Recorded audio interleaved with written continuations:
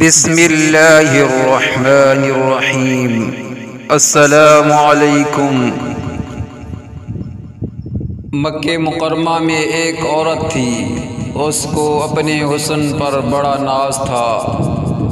وہ ایک مرتبہ نہانے کے بعد کپڑے بدل کر اپنے بال سنوار رہی تھی، آئینے کے سامنے کھڑی تھی اور اپنے آپ پر بہت فریفتہ تھی کہ میں بہت حور پری ہوں۔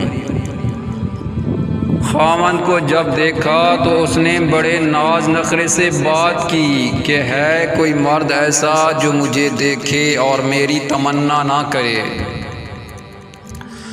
تو خاوند نے کہا، ہاں، عبید بن عمیر یہ مسجد نبوی میں مدرس اور خطیب تھے، تو میاں بیوی کا تعلق عجیب سا ہوتا ہے۔ آگے سے کہنے لگی، تو دے مجھے اجازت، میں تجھے دکھاتی ہوں وہ پھسلتا کیسے ہے۔ اس نے کہا، ٹھیک ہے، میں اجازت دیتا ہوں۔ عورت کو اجازت مل گئی اور وہ نکلی، پھر مسجد کے دروازے پر آ کر کھڑی ہو گئی۔ اب جب مولانا عبید بن عمیر رحمۃ اللہ علیہ مسجد نبوی صلی اللہ علیہ وسلم سے باہر نکلے تو عورت نے پہلے اس طریقے سے بات کہی جیسے کوئی مسئلہ پوچھنے کے لیے کھڑی ہو، تو مولانا کھڑے ہو گئے۔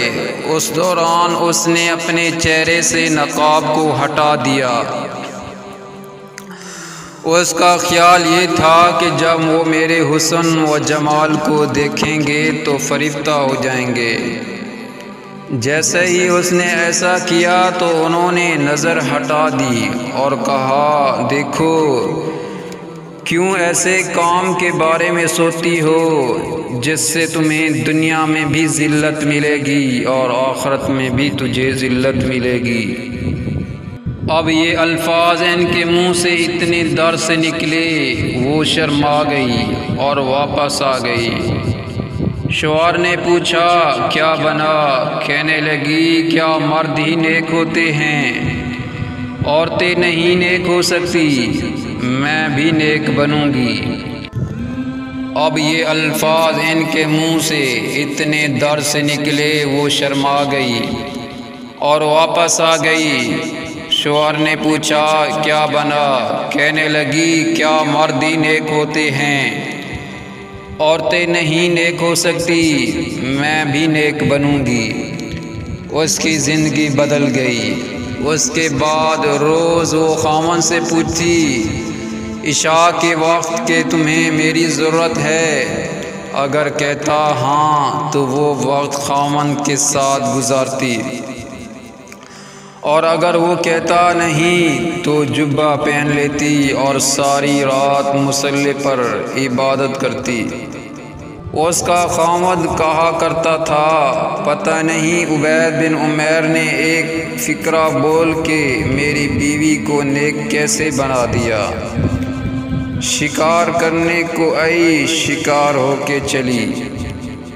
تو یہ کیفیتیں ان کی اس لیے تھی کہ پروردگار عالم نے اس کے دلوں میں ایک اثر ڈالا ہوا تھا، ایمان کامل ان کے دلوں میں تھا۔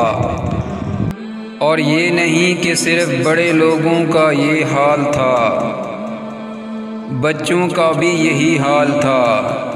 ایک باپ اپنے بیٹے کے ساتھ جا رہا تھا، اس نے راستے میں آم کا باغ دیکھا جس میں پکے ہوئے آموں سے درخت لدے ہوئے تھے۔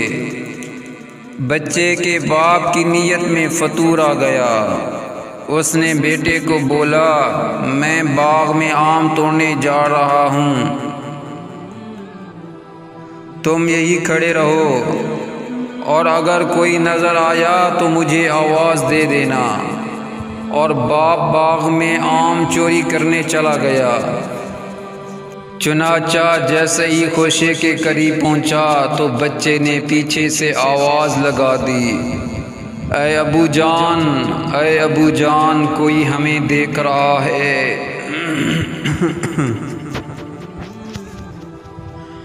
چنانچہ جیسے ہی خوشے کے قریب پہنچا تو بچے نے پیچھے سے آواز لگا دی، اے ابو جان، اے ابو جان، کوئی ہمیں دیکھ رہا ہے۔ تو وہ گھبرا گیا اور ویسے ہی واپس آ گیا۔ آ کے دیکھا تو گلی میں تو کوئی بھی نہیں تھا۔ وہ بیٹے کی اس حرکت کو دیکھ کر سخت غصہ ہوا اور بولا، یہاں تو کوئی بھی موجود نہیں جو ہمیں دیکھ رہا ہو۔